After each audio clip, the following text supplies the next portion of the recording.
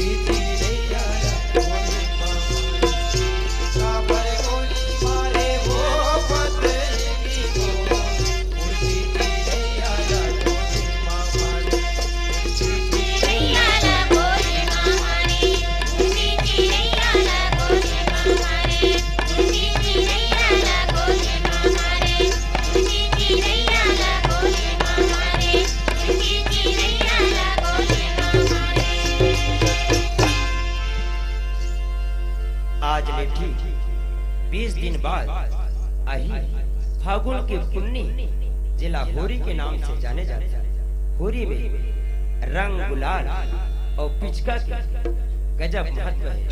फिर जिला माया के रंग, माया के रंग